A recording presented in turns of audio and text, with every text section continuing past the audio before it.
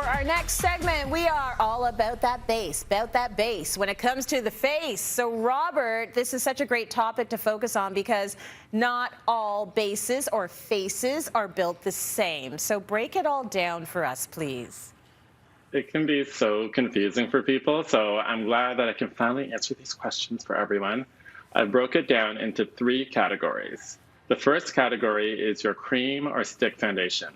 Now, this one can confuse me too, because you think stick and cream, you think heavy, but that's not necessarily the case. They come in a variety of coverage, from sheer, medium, full, depending on what you're looking for. So make sure you read the package of whatever one you're buying if you're shopping for this product.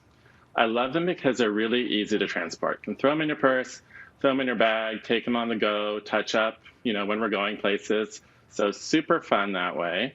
My favorite is a Canadian brand, and they're called Nude Sticks. I love that they're homegrown. I love that they're a sheer coverage, so they don't give you that cakey look. They have a lot of hydrating kind of formulas in there. It's a really, really great product.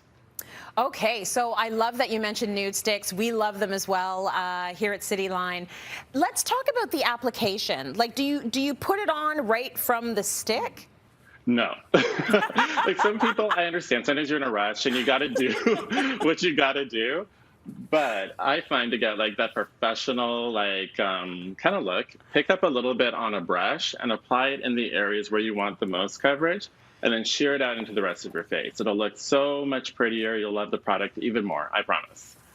Great advice. Okay, and what is your next category for us, Robert?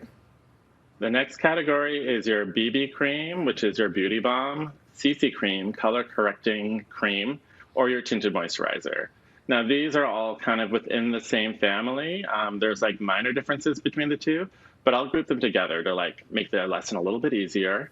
They're like if your moisturizer and your foundation got together, had a wild night, and made a little makeup baby.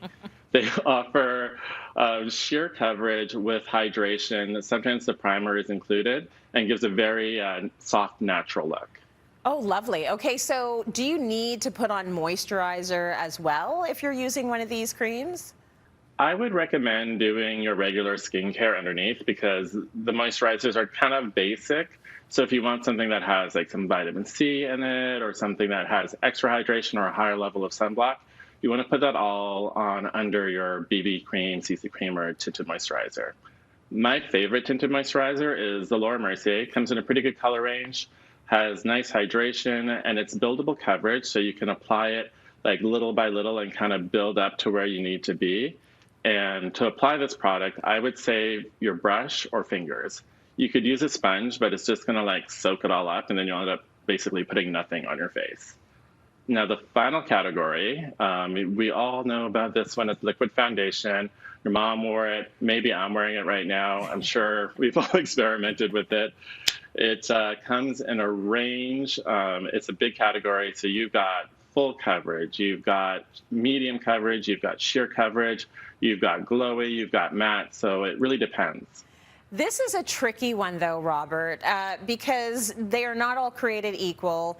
It's really tricky to find the one that's going to work with your skin and your tone and your color. So can you give us some tips? First, you got to get your color match down because that's very, very important. You don't want an orange face. You don't want to look ashy.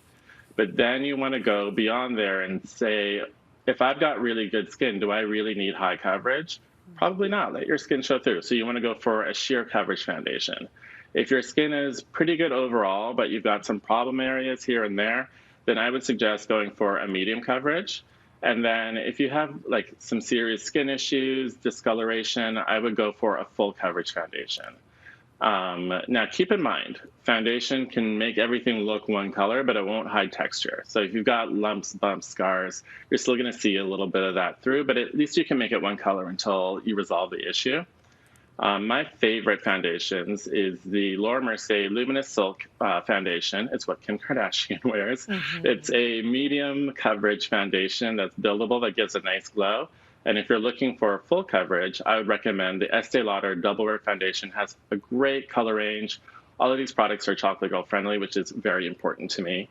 And I would apply these products with a sponge because you want to shear it out onto the skin so you don't get a really heavy look. You just want to look as close to skin as possible. I know we're on lockdown right now, but I think this is a great time to experiment with your base, try different products, and then when we finally get out there, you can leave the house looking pretty.